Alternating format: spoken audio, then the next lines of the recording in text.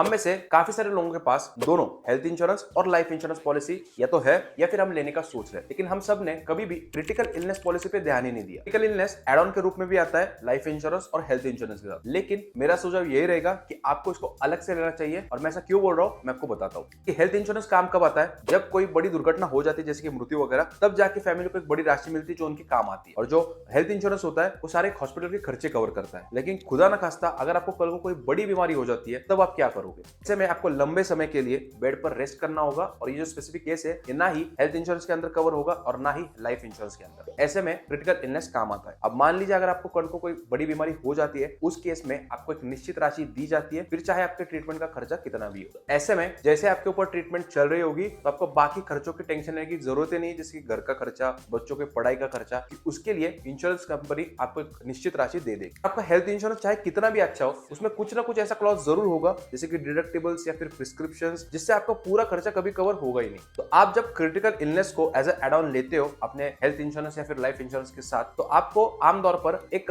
Limit तक ही cover लेना allowed होता है, लेकिन जब आप अलग से पॉलिसी लेते हो तो उसमें आप डिसाइड कर सकते हो आपको कवर कितना लेना है। दो कारणों की वजह से मुझे लगता है कि आपको अलग से एक क्रिटिकल इलनेस पॉलिसी लेनी बहुत जरूरी है। अब क्रिटिकल इलनेस पॉलिसी लेने से पहले आपको किन किन बातों का ध्यान रखना चाहिए वो भी देख लेते हैं। सबसे पहला है साइज ऑफ द कवर। अब इसके लिए कोई खास नियम नहीं है, लेकिन जितना आप ज्यादा ले सकते हो आपको लेना चाहिए, और आपका जो कवर होना चाहिए वो 3 से 4 गुना ज्यादा होना चाहिए आपके सालाना तनख्वाह। दूसरा आता है इलनेस कवर्ड। अब इसके अंदर ये प्रयास कीजिए कि ज्यादा से ज्यादा बीमारी को आप कवर कर सके, लेकिन ये भी ध्यान रखिए कि आप जितनी ज्यादा बीमारियां कवर करते जाओगे उतना ही आपका प्रीमियम ज्यादा बढ़ता जाएगा। तीसरा है सब लिमिट। अब इंश्योरेंस वाले क्या करते हैं, किसी निश्चित बीमारी के ऊपर कैपिंग लगा देते हैं। इसका मतलब अगर आपको हार्ट का कुछ प्रॉब्लम हो जाता है तो 5 लाख के ऊपर सब लिमिट लगा दिया जाएगा, यानी कि 5 लाख के ऊपर आपको नहीं मिलेंगे। तो कोशिश ये कीजिए कि कोई ऐसा इंश्योरेंस ले जिसमें ये सब लिमिट ना हो। अब चौथा है सर्वाइवल या फिर वेटिंग पीरियड। इंश्योरेंस कंपनी वालों की तरफ से ये जो क्लॉज है वो बहुत ही चालाकी भरा है, और मैं आपको समझाता हूं क्यों। मान लीजिए आपको जो वेटिंग पीरियड है वो 30 दिनों का है, और अगर आपको कोई बड़ी बीमारी जो हो जाती है जैसे कि हार्ट अटैक वगैरह, तो ऐसे में उस हार्ट अटैक के बाद अगर आप 30 दिनों तक सर्वाइव नहीं कर पाए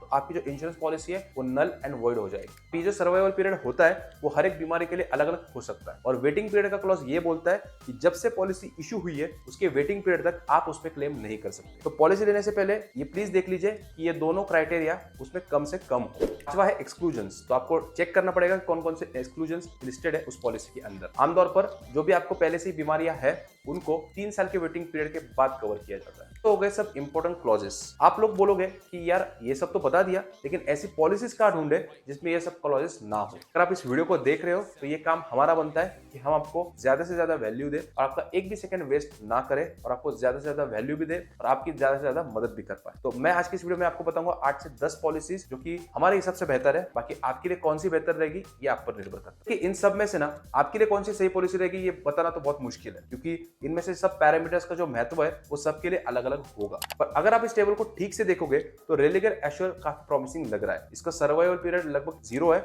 और ये 32 बीमारियों को कवर करता है, और इसका जो कवर है वो भी काफी अच्छा है।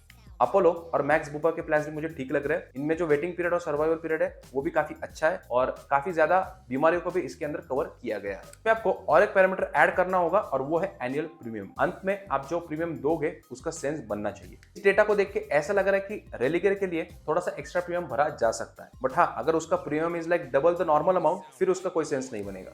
अब ये तो बात हो गई कौन कौन सी अच्छी क्रिटिकल इलनेस की पॉलिसीज है, लेकिन इस पॉलिसी को लेने के और भी कई फायदे हैं। जैसे इसका जो प्रीमियम आप भरोगे वो एलिजिबल होगा टैक्स डिडक्शन के लिए अंडर सेक्शन 80D। तो इस प्रीमियम पे आपको 10, 20, 30% जो भी आपका टैक्स बेनिफिट उतना और बेनिफिट मिल जाएगा। ये सब सुन के आपको लग रहा हो कि इस पॉलिसी को तो ले ही लेना चाहिए, लेकिन इस पॉलिसी की कुछ खामियां भी है, और हमारा कर्तव्य बनता है कि हम आपको वो भी बता दें। क्रिटिकल इलनेस पॉलिसी होनी तो चाहिए, लेकिन इसका क्लेम थोड़ा सा ट्रिकी है। अगर आपको कोई बड़ी बीमारी हो जाती है तो सबसे पहले इंश्योरेंस कंपनी के डॉक्टर्स आके आपकी उस बड़ी बीमारी को वेरीफाई करते हैं।